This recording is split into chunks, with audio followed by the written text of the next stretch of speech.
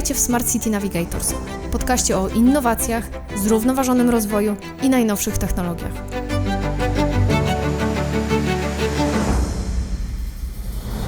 Ten podcast tworzy dla Was Navi Parking. Jakub Kompa, prezes Stowarzyszenia Lepszy Służewiec, od lat związany z projektami łączącymi przedstawicieli biznesu z mieszkańcami i władzami miejskimi. Entuzjasta dialogu społecznego zaangażowany w rozwój idei Smart Cities w praktyce. Doświadczenia zdobywał również w branży telewizyjnej oraz jako kierujący think tankiem Poland Go Global, inicjatywą Harvard Business Review Polska skierowaną do przedsiębiorców wychodzących na zagraniczne rynki. Powitajmy Jakuba Kompę w najnowszym odcinku podcastu Smart City Navigators. Witaj Jakub. Witam, cześć. Na początek trudne pytanie, co u Ciebie słychać?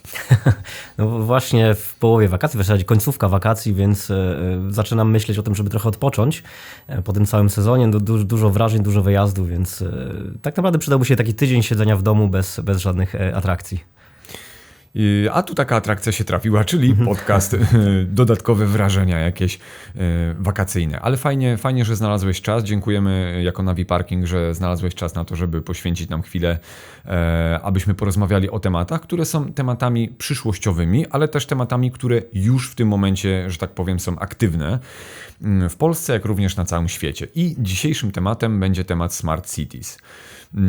Jakbyśmy mieli wejść w ten temat od samego początku, jak to jest z tym Smart Cities, jeśli chodzi o Polskę, jeśli chodzi o Warszawę, albo nawet też o większe miasta w naszym kraju? Znaczy to jest takie fajne pojęcie, które jest na tyle pojemne, że tam się wrzuca absolutnie wszystko. I większość ludzi też kojarzy to raczej z technologią, prawda? Smart City dla nas jest technologia, w której maszyny się komunikują pomiędzy sobą, światła są synchronizowane, parkingi mają informacje o tym, jak są zajęte, ile miejsc jeszcze zostało i to jest wszystko super, tylko że to jest ta część technologiczna Smart City, a tak naprawdę tak jak ja to rozumiem, Smart City powinno być takim miastem wygodnym, miastem mądrym, które jest mądre dla mieszkańców, czyli takim, w którym się dobrze żyje. I z tą realizacją jest oczywiście coraz lepiej, bo zmiany postępują, natomiast wciąż moim zdaniem jest potężny potencjał niewykorzystany i miasta mają tak naprawdę dostęp do tego potencjału, no tylko tyle, że z różnych powodów jakby tego nie robią. Natomiast w niektórych aspektach niektóre miasta są dużo bardziej zaawansowane. I tak jak nawet porównywałem kiedyś Kraków i Warszawę, jeżeli chodzi o politykę klimatyczną, o walkę ze smogiem, no to tutaj muszę przyznać, że Kraków bije nas o kilka długości. I ich wyniki są coraz lepsze i to widać. Monitorowanie zanieczyszczeń, walka z kopciuchami i tak dalej, u nich przebiega dużo sprawnień. No ale z drugiej strony Warszawa, jeżeli chodzi na przykład o transport publiczny, moim zdaniem jest bardzo, plasuje się bardzo wysoko na mapie Polski, więc to też różne miasta mają różne swoje specyfiki i różnie sobie radzi w tym wszystkim. Ogólnie powiedziałbym, że tak 7 na 10, jeżeli chodzi o realizację idei Smart Cities. Bo też Smart Cities to nie tylko transport, to nie tylko walka z zanieczyszczeniami, ale cała masa różnych udogodnień, które są takimi, no można by powiedzieć, futurystycznymi rozwiązaniami, ale one już są wdrażane, prawda? Czyli na jakich obszarach jeszcze funkcjonuje, powiedzmy w cudzysłowie, ta nazwa Smart Cities? No, dla mnie można to porównać do tego, jak kiedyś nasze komórki, nasze telefony były po prostu telefonami, a później się stały smartfonami. I ta wielka idea, ten przeskok z idei komórki do smartfonu dokonał się przez aplikacje tak naprawdę. W momencie, kiedy te aplikacje zaczęły ułatwiać nam życie, no to zaczęliśmy mówić o tym, że to są nasze smartfony, prawda? Te, które nam umożliwiają bycie smart w mieście, poruszanie się w sposób mądry, kupowanie, dowiadywanie się, informacja zwrotna. I teraz miasta tak samo mogą korzystać z tych samych narzędzi, żeby nam nasze życie uczynić łatwiejszym. Albo po prostu te narzędzia same wdrażać, albo umożliwić ich wdrażanie, no chociażby aplikacje te wszystkie transportowe, w których my bardzo łatwo jesteśmy w stanie zaplanować sobie trasę. Algorytm robi to za nas, my tylko wpisujemy, gdzie chcemy jechać, a on nam mówi, jakimi środkami komunikacji i tak dalej. Miasta mogą też wspierać tego typu rozwiązania, albo mogą też same tworzyć aplikacje. I chociażby 19115, jedna z ciekawszych aplikacji takich miejskich, umożliwia nam jako mieszkańcom udzielanie tej informacji zwrotnej dla miasta. W momencie, kiedy coś się dzieje, kiedy zauważymy jakieś zjawisko, ktoś, stłukł szybę na przystanku, my jesteśmy bardzo szybko w stanie przez tą aplikację przesłać to do odpowiednich służb i oni sobie to analizują i w tym momencie miasto ma potężne źródło informacji, więc po prostu wie, co robić i kiedy robić dzięki mieszkańcom. Moim zdaniem jedno z ciekawszych rozwiązań. No i oczywiście na różnych poziomach może to być, to mogą być różne. No tak jak wspomniałeś, jest bardzo dużo różnych aspektów tego Smart City. Jeżeli mówimy o na przykład parkowaniu, no to aplikacje parkingowe są świetnym rozwiązaniem. Jadąc gdzieś, chciałbym oczekiwać jako kierowca, że będę wiedział, czy tam będzie miejsce do parkowania. Bo nie ma nic gorszego niż jeżdżenie w kółko i tracenie tej cennego czasu i spalanie benzyny bez sensu. I też czytałem badania, gdzie 30% przejazdów przy miejscu docelowym jest wykonywane na takim pustym przebiegu, czyli poświęcamy 1/3 czasu z punktu A do punktu B na szukanie miejsca parkingowego. No i jest to oczywisty absurd. A z drugiej strony ten obieg informacji i wykorzystanie powinno być też realizowane w taki mądry sposób. Czyli na przykład, jeżeli idziemy w kierunku smart parkingu i informowania mieszkańców o wolnych miejscach parkingowych, super, ale zastanówmy się, gdzie to robić. Były pomysły, żeby robić to w centrach miast, no ale co to by spowodowało? To, że dużo więcej samochodów jechałoby do centrów miast, wiedząc, że prawdopodobnie znajdzie miejsce parkingowe dzięki aplikacji. Więc spowodujemy sobie dużo większe korki i kierowcy paradoksalnie zamiast dostać ułatwienie, dostaną utrudnienie. Więc to też trzeba wprowadzać w mądry sposób, bo samo rozwiązanie jest świetne, prawda? Jak wiele innych właśnie smart rozwiązań. No tak, bo to też chodzi o chociażby na przykład generowanie spalin, prawda? No, krążymy po mieście szukając miejsca parkingowego. Drugi aspekt, który jest też aspektem ważnym, to jest aspekt psychologiczny. Krążymy, człowiek się denerwuje, prawda? I tutaj już no niestety rozmawialiśmy zresztą przed rozmową o technikach mindfulnessowych, które warto wtedy uruchomić po prostu, żeby jakoś się nie dać wyprowadzić z równowagi stojąc w korku. Ale znowu, po to właśnie byłoby to Smart City, aby umożliwić to użytkownikom czy właśnie mieszkańcom miasta, właśnie chociażby znalezienie wolnego miejsca parkingowego. Co jeszcze może umożliwić taka idea Smart Cities mieszkańcom? Jeżeli jest dobrze wprowadzane i z takim powiedzmy planem, żeby to nie było prowadzone ani punktowo, ani z drugiej strony nie popadać w taką megalomanię, że robimy masterplan na 40 lat i za 40 lat będziemy mieli Internet of Things i wszystkie rzeczy będą jakby skoordynowane, będą wymieniały się informacjami. Super idee, ale nigdy to nie wychodzi w praktyce. Więc jakby to mądre Smart City to jest takie Smart City, które pozwala na odpowiedź na takie lokalne problemy. Na przykład na analizę tego, gdzie są wyspy ciepła w mieście. To jest potężny problem, który mieliśmy jeszcze parę tygodni temu, kiedy te tropikalne noce były w Warszawie. Czym są wyspy ciepła? Jakbyś mógł przybliżyć? Wyspy ciepła to są takie lokalne miejsca, w których temperatura nagrzewa się do poziomów, które są już szkodliwe dla zdrowia. To są na przykład place betonowe, które się świetnie nagrzewają i które w nocy, kiedy ta temperatura powinna spadać, kamień bardzo dobrze oddaje to ciepło. Więc to są wyspy, które praktycznie nigdy nie schładzają się i powodują to, że mieszkając koło takiej wyspy ciepła mamy temperaturę wyższą kilkanaście stopni niż na przykład mieszkając koło parku. Więc te różnice są dramatyczne i dla ludzi starszych, dla ludzi albo dla dzieci chociażby, no te wyspy ciepła są bardzo niebezpiecznym zjawiskiem. I czy one są generowane tylko i wyłącznie przez słońce? No to jest głównie tak. To znaczy też można powiedzieć, że one mogą być generowane przez zabudowywanie naturalnych klinów napowietrzających, bo wiatr, który naturalnie przelatuje sobie przez miasto, mówiąc tak w uproszczeniu, też chłodzi, prawda? Natomiast no to nie jest też żadna tajemnica, że jeżeli mamy wybetonowany plac, gdzie nie ma ani wody, ani zieleni, no to on się będzie nagrzewał. I w tym momencie takie wyspy ciepła powstają właśnie w tych miejscach i walka z nimi też jest kwestią jakby rozsądnego planowania.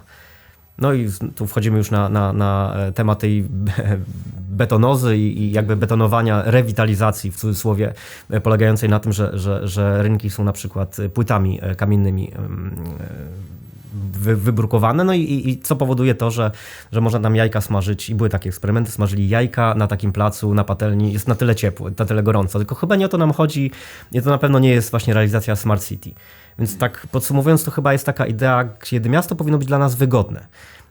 Żeby te rzeczy, których potrzebujemy, były blisko nas, żeby można było odpocząć, jeżeli mamy na to ochotę, załatwić wszystkie rzeczy w promieniu powiedzmy 15 minut i stąd idea 15-minutowego miasta i żeby miasto było czymś, żeby było naszą przestrzenią wspólną, żeby to nie było tak, że mamy własne mieszkanie, a to co poza mieszkaniem czy poza domem jest taką dziką przestrzenią, gdzie tylko jak najszybciej staramy się przez nią przebiec, tylko żeby było taką przestrzenią, w której my chcemy żyć i chcemy mieszkać. No, o to chodzi w mieszkaniu w mieście poniekąd.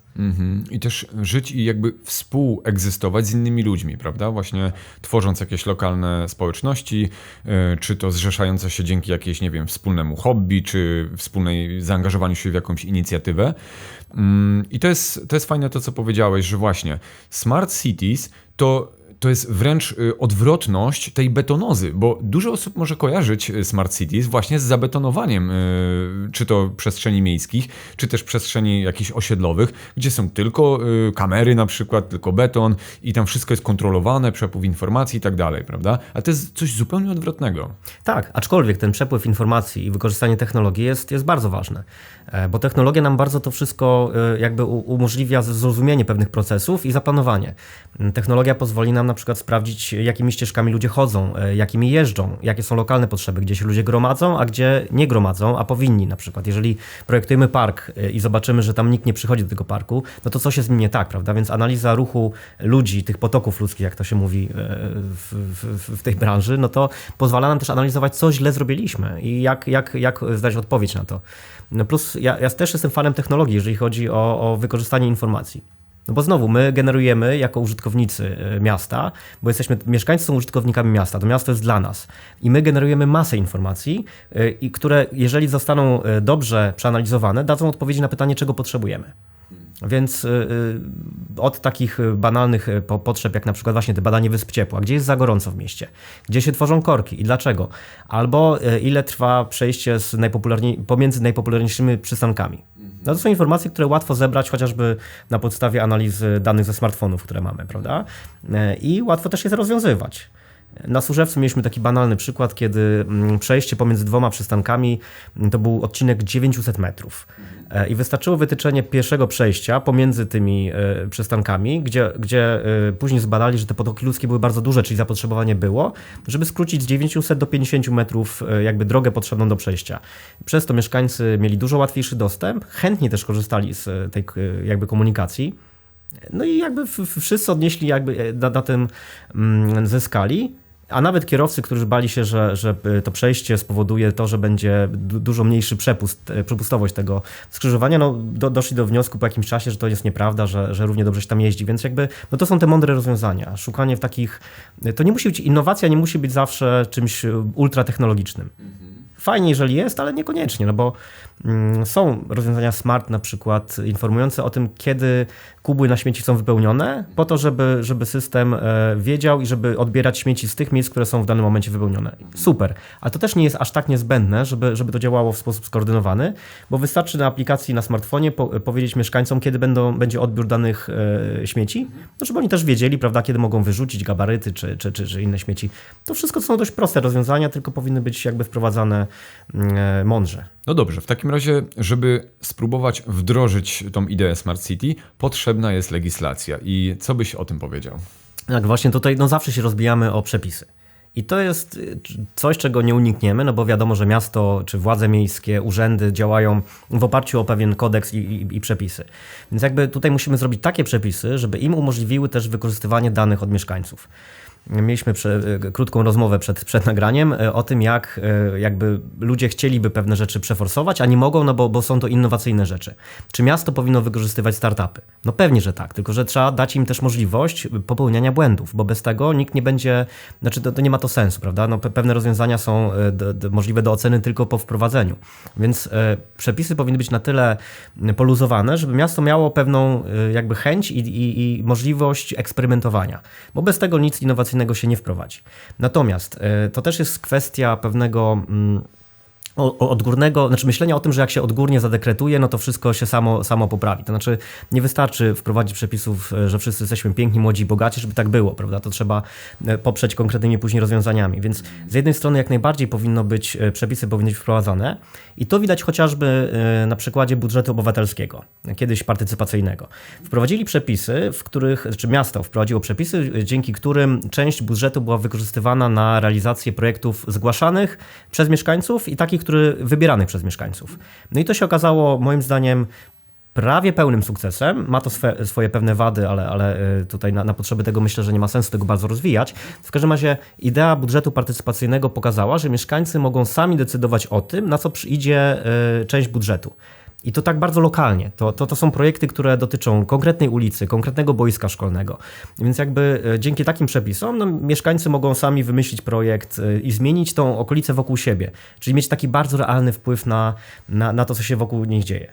Bo oczywiście te wszystkie wielkie masterplany, miliony drzew dla Warszawy, czy plany, które rozwój sieci metra w następnych 50 latach są ważne i potrzebne. Natomiast z punktu widzenia mieszkańca mnie bardziej interesuje, co się będzie działo przy mojej ulicy i chciałbym to wiedzieć z wyprzedzeniem, a jeszcze bardziej chciałbym mieć wpływ na to, co się dzieje, prawda? Więc te przepisy powinny być tak skonstruowane, żeby dać maksymalną partycypację mieszkańcom.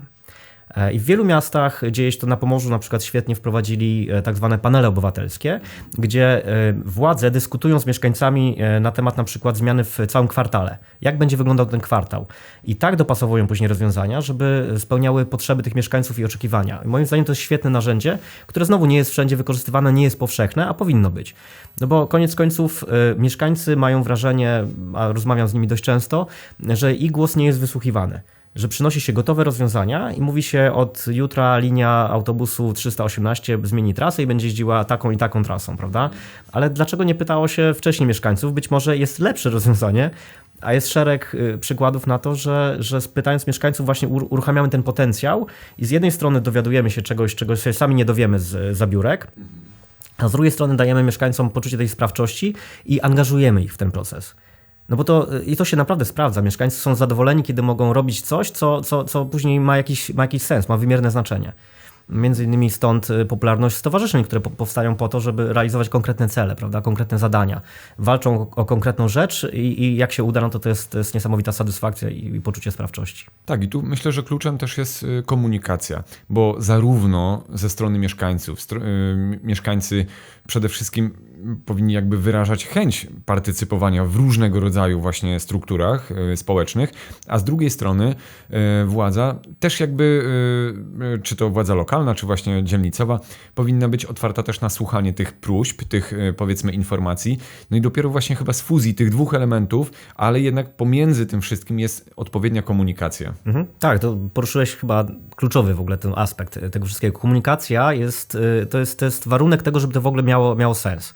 Znaczy to nie może być komunikacja jednostronna, ani to nie może być komunikacja pozorna, bo obserwujemy, że komunikacja taka jednostronna to jest właśnie przygotowanie pewnych rozwiązań i później obwieszczenie mieszkańcom, jak bardzo uszczęśliwi się ich, jak w przyszłości będą mieli lepiej dzięki naszemu światłemu planowaniu.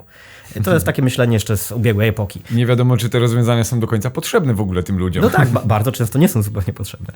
Natomiast ta komunikacja to jest jednostronna, prawda? A pozorna to jest taka, że dajemy wybór, ale i tak wiemy, co będziemy chcieli zrobić, więc tak naprawdę posłuchamy, pokiwamy głowami, zapiszemy, zrobimy raport, zrobimy analizę, po czym to pójdzie do szuflady, bo i tak będziemy robili swój jakiś tam masterplan realizowali. Więc jakby tutaj ta komunikacja jest absolutnie potrzebna. I na szczęście w ostatnich latach, przynajmniej na niwie takiej współpracy organizacji pozarządowych z władzami i z interesariuszami, na przykład z deweloperami, widać dużą zmianę. Znaczy ludzie zaczęli dostrzegać, że sama organizacja wokół czegoś, jakiejś idei, potrafi przekonać nawet tych, którzy normalnie nie chcieliby siąść do rozmów. Jeżeli deweloper buduje jakieś osiedle, to organizując się wcześniej, budując jakiś ruch wokół tego i spotykając się z deweloperem, jesteśmy w stanie naprawdę mocno wpłynąć na wynik tego projektu, czy wygląd tego projektu. Im też zależy na tym, żeby to było dobrze odbierane. Więc jakby ludzie chcą rozmawiać, czasami ich trzeba troszeczkę bardziej skłonić ku temu. Więc ludzie zauważają, że niestety zwykle wokół negatywnych jakichś planów się gromadzą, ale coraz częściej też zauważają, że gromadzenie się wokół pozytywnych idei też daje realny wymiar. Więc znowu, żeby nie rozmawiać po to, żeby sobie porozmawiać, tylko żeby realnie z tego były wyniki. I znowu wracając do tych paneli obywatelskich, tam wyniki tych pertraktacji społecznych, czy jakkolwiek by to nazwać, one są później wdrażane z automatu. To nie jest tak, że się ustala pewne rzeczy po to, żeby później były świetnymi ideami. To, co się ustali na tych panelach, jest później wdrażane. I tak to powinno wyglądać. I teraz jesteśmy społeczeństwem, które naprawdę ma szeroki dostęp do informacji, do możliwości partycypacji. Istnieje tyle narzędzi, chociażby przez smartfony, żeby to otrzymać informację zwrotną i z drugiej strony też komunikować, że naprawdę dziwię się, że nie jest to wykorzystywane na szerszą skalę. Miałem przyjemność też rozmawiać z włodarzami miast. Oni się troszeczkę boją tego. Boją się tej zarządzania tą informacją, tą komunikacją. Nie jest to łatwy proces. Natomiast to jest chyba przyszłość, przed którą nie uciekniemy. Dokładnie. Myślę, że to jest po prostu głównym założeniem Smart Cities, które tak jak powiedziałeś, to nie jest tylko technologia, prawda? To jest po prostu rozwój i myślę, że też otwartość nie tylko włodarzy miast, ale również mieszkańców na to, żeby coś zmieniać na pozytywne. I też fajną rzecz poruszyłeś a propos deweloperów, bo nawet tak sobie pomyślałem, ktoś kupuje mieszkanie od dewelopera i nawet jeśli ludzie, którzy dopiero będą kupować mieszkanie u dewelopera w nowym bloku albo w nowym jakimś budynku mieszkalnym, mogliby się wszyscy skrzyknąć i dogadać się w jakiś sposób z deweloperem, zanim jeszcze powstają na przykład jakaś infrastruktura zewnętrzna, czy coś w parkingu, może by chcieli na przykład, nie wiem, mieć siłownię w parkingu i jest na to na przykład przestrzeń do zrobienia, można wynegocjować takie rzeczy. Tylko właśnie trzeba by wcześniej skrzyknąć się jakby wszyscy ludzie, którzy na przykład kupują mieszkania w danym bloku i porozmawiać z deweloperem. Prawdopodobnie jest szansa, że takie rzeczy mogą się wydarzyć. Tak, absolutnie tak. I to jest tak, że każdy deweloper teraz, z którym przynajmniej ja rozmawiałem, budując jakąś nową inwestycję, on zastanawia się, jak to dobrze sprzedać i co będzie wyróżnikiem tej inwestycji. Więc albo to będą jakieś super rośliny, które będą rosły, albo stacja rowerowa, albo jakiś niesamowity parking. No, każdy chce się jakoś wyróżnić, bo rynek jest taki, że dużo tych mieszkań powstaje. No więc teraz mieszkańcy w momencie, kiedy zgłaszają takie zapotrzebowania, pokazują też, czego oni oczekują i jest to ułatwienie dla dewelopera i mu jest po prostu łatwiej pewne rzeczy zrobić, o ile są to rzeczy realizowalne, no bo oczywiście może to być nierealizowalne. Basen na dachu na przykład. Basen na dachu, chociaż to tak, ale myślę, że tego typu ekstrawagancje mogłyby nie być możliwe, natomiast zawsze można na przykład w jakimś mniejszym stopniu to zrealizować. A są przykłady na to, jak bardzo ten brak dialogu mieszkańcom szkodzi. Na Służewcu była taka sytuacja, w której deweloper postanowił sprezentować kilka sztuk wysokiej klasy rowerów dla mieszkańców, dla wspólnoty. Zakupił te rowery, wstawił je do rowerowni i one czekały na odbiór przez mieszkańców. No i po tym, jak się ukonstytuowała wspólnota, oni przyszli do niego, zapytali o warunki korzystania z rowerów. No i deweloper powiedział: szanowni państwo, my wam oddajemy te rowery, to jest nasz jakby gest, prawda, w stosunku do was, dla mieszkańców, takie były plany, ale wszystko rozbiło się o koszty eksploatacji tych rowerów, naprawy, serwis i tak dalej. Wspólnota doszła do wniosku, że ponieważ nie jest w stanie dogadać się wewnętrznie, jak z tego korzystać, jak to rozliczać, to rowerów w ogóle nie będzie używała i rowery stały zaklejone folią przez kolejny rok. To pokazuje absurd, czyli deweloper chciał dobrze, chciał jakby wnieść coś i pokazać, że jakby dla tych mieszkańców coś przewidział dodatkowe jakieś atrakcje, natomiast mieszkańcy nie byli gotowi skorzystać z tych atrakcji. Być może nie były dopasowane. Być może zamiast rowerów powinni dostać, nie wiem, hulajnogi, miejsca parkingowe albo jeden samochód elektryczny. Jakby to jest kwestia dyskusji, natomiast no, ten brak dialogu nigdy nie pomaga i w dziesiątkach sytuacji przekonaliśmy się, pracując w stowarzyszeniu, jak bardzo ten dialog ułatwia życie wszystkim. Nie tylko tym, którzy są użytkownikami miasta, ale też władzom. No z drugiej strony, skąd urzędnik ma wiedzieć, siedząc za biurkiem w jednej części Warszawy, co się dzieje w poszczególnych dzielnicach i jakie są na przykład potrzeby ludzi, którzy pomiędzy dzielnicami się poruszają. To jest niewykonalne. Tak, to prawda. I tu też chyba liczy się takie podejście, no jednak okalanie swoim jakimś umysłem takiego kolektywu, bo właśnie ten przykład rowerów, które nigdy nie zostały wykorzystane, jeśli chodzi o jakby utrzymanie tych rowerów, no normalną rzeczą jest, że jak ktoś by korzystał z takiego roweru, nie wiem, pojechałbym się przejechać rowerem, wracam tym rowerem, to staram się zobaczyć, czy wszystko jest ok, czy nic nie jest uszkodzone, czy nie wiem, nie przebiłem dętki i tak dalej. I prawdopodobnie jakby każdy mieszkaniec mógł na siebie wziąć taką odpowiedzialność, że po każdym użytkowaniu po prostu, nie wiem, przetrzeć rower, sprawdzić, czy nie ma kapcia i tak dalej, to pewnie by to funkcjonowało. A być może tutaj w tym przypadku nikt nie chciał na siebie wziąć tej odpowiedzialności. Tak. I to znowu jest ten problem takiego braku społeczeństwa obywatelskiego. My nie postrzegamy siebie i otoczenia swojego jako części wspólnych. I to jest duży błąd. To znaczy, to jest tak, że myślimy o swoim mieszkaniu, które odgradzamy drzwiami na 4 zamki, które są nie do sforsowania i to jest super, rolety antywłamaniowe i to jest ta nasza przestrzeń, prawda? Natomiast przestrzeń wspólna to już jest przestrzeń niczyja i też obserwując to co się pojawia na grupach w mediach społecznościowych wśród mieszkańców konkretnych inwestycji, na Służewcu, bo to wynika ze stowarzyszenia, obserwujemy jakby jakie są główne problemy. Problemy są takie, że ktoś nie sprzątnie klatki schodowej, którą zabrudził, albo ktoś wyrzuca pety przez okno. To są problemy, które się przejawiają cały czas. Znaczy to się latami nie zmienia. To jest katalog tych problemów, można streścić w 5 praktycznie. Dlaczego tak jest? No bo my nie myślimy o tym, że jeżeli wyrzucę peta ze swojego balkonu, to on spadnie na część wspólną. Nie niczyją, to jest część wspólna, to jest moja część również, prawda? Ja za to też odpowiadam. I tak samo powinniśmy podchodzić do miasta. Jeżeli wyrzucę śmieci, no tak jak, nie wiem, w parku wyrzucę śmieci, nie trafiając do kosza i sobie przejdę, no to później przechodząc przez tą alejkę parkową będę chodził wśród śmieci. To jest nasze, my powinniśmy o to dbać. Ale to już jest taki problem właśnie braku zaangażowania i przekonania, że to, co poza moim mieszkaniem, co nie jest moje w akcie notarialnym, nie jest ważne i jest niczyje. No, duży błąd w myśleniu. Moim zdaniem powinniśmy też bardzo dążyć do tego, żeby budować to społeczeństwo obywatelskie właśnie przez zaangażowanie. Ale fajne są takie akcje, na przykład sprzątania danych miejsc, prawda? Sprzątanie z jakichś zaniedbanych zaułków. No i to też po pierwsze integruje, a po drugie pokazuje, że można coś też pozytywnie zrobić, chociaż skala jest tego chyba za mała, żeby mówić o takim budowaniu tego społeczeństwa obywatelskiego w dużej skali. To w takim razie podsumowując tą rozmowę, jak lokalnie, albo też nawet globalnie, nie ma to znaczenia, my jako obywatele możemy uczestniczyć we współtworzeniu właśnie chociażby tej idei Smart Cities. No, przede wszystkim powinniśmy zobaczyć, jakie narzędzia mamy takie dostępne od razu. Tu muszę polecić budżet obywatelski, bo to jest coroczna szansa na to, żeby zagłosować na projekty, które będą zmieniały okolice w naszej bezpośrednim otoczeniu, ale co ważniejsze, możemy zgłaszać tam projekty.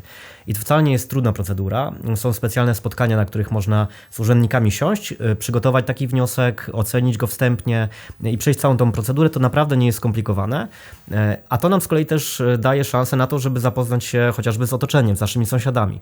Bardzo często przy okazji promowania tych własnych projektów zgłoszonych do budżetu obywatelskiego dowiadywaliśmy się, że mieszkańcy poznali swoje otoczenie, ludzi w bloku, chodzili, prosili o głosowanie, nawiązują się pewne relacje. My mamy jakby możliwość przetransformowania tej okolicy, w której się znajdujemy. To jest po pierwsze. Po drugie, bardzo często ludzie nie biorą udziału w konsultacjach społecznych, które są organizowane.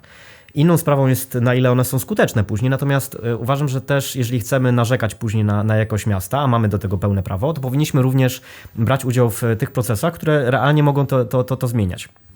I wreszcie po trzecie jest chociażby ta aplikacja wspomniana 19115, która daje nam możliwość zgłaszania tych rzeczy, które nam się nie podobają. Powinniśmy jak najbardziej to robić, żeby też dawać informację zwrotną. No i jeżeli mamy do tego jakieś przekonanie, każda dzielnica ma przynajmniej kilka stowarzyszeń, organizacji pozarządowych, które bardzo często mają dużo większą siłę przebicia wśród władz ze względu na to, że reprezentują większą część dzielnicy, mieszkańców. To nie są jednostkowi mieszkańcy, tylko to są już jakieś tam organizacje, z którymi łatwiej się rozmawia, które też lepiej znają miasto, więc jakby polecam kontakt z takimi organizacjami, ponieważ one bardzo często mają już gotowe rozwiązania i wiedzą, jak to zrobić, więc nasze pomysły mogą po prostu zostać zrealizowane. I w Stowarzyszeniu Lepszy Służewiec my dostajemy kilkanaście różnych pomysłów tygodniowo na temat tego, co powinniśmy działać, jak usprawniać. I one często się pokrywają, w związku z czym nam jest też łatwiej ten vox populi gdzieś zidentyfikować, czego chcą ludzie. A wiedząc to, jesteśmy w stanie zaproponować pewne rozwiązania i później przedstawić je władzom.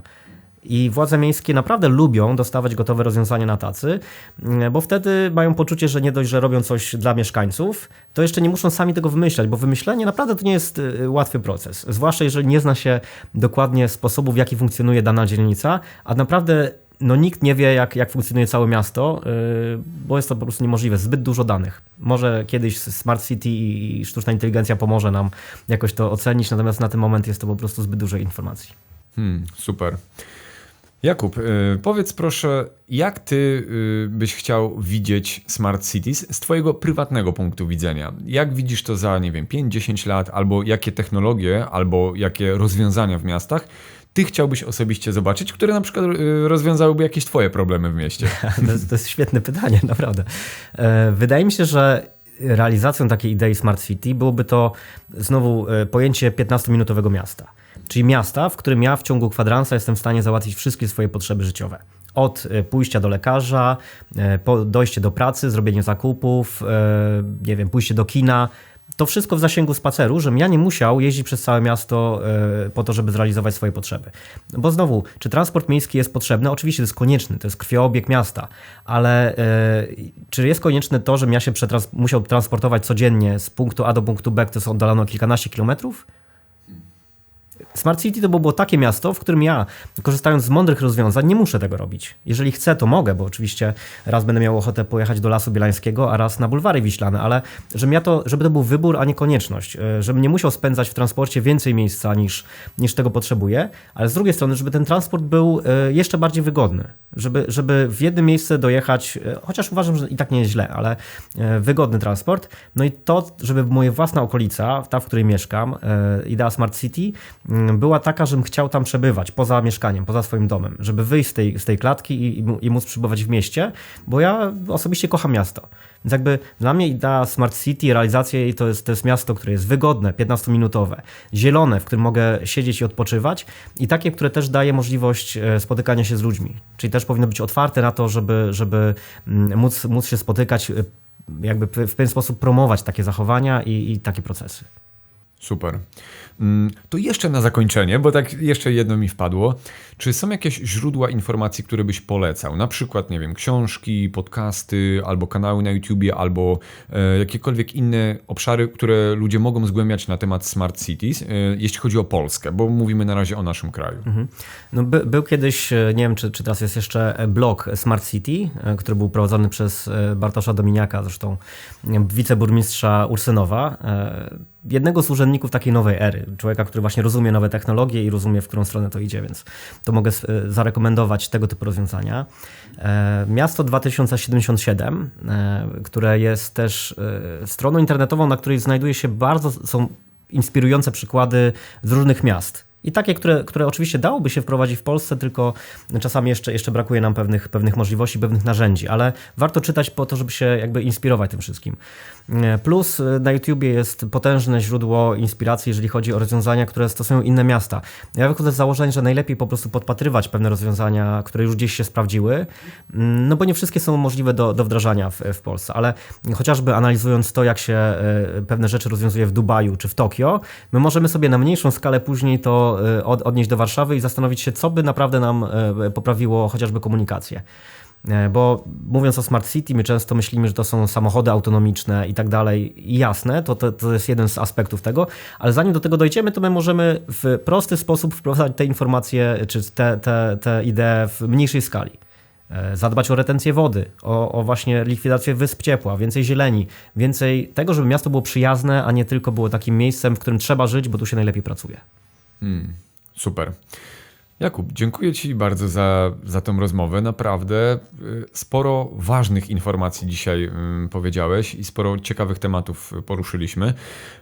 Mam nadzieję, że spotkamy się jeszcze po raz kolejny w kolejnym odcinku podcastu. Będzie mi bardzo miło. Dziękuję. Dziękujemy za wysłuchanie tego odcinka podcastu Smart City Navigators. Mamy nadzieję, że spodobała Ci się dzisiejsza audycja. Podziel się swoimi przemyśleniami w komentarzach i nie zapomnij zasubskrybować tego kanału, aby nie przegapić nowego odcinka. Widzimy się i słyszymy już niebawem.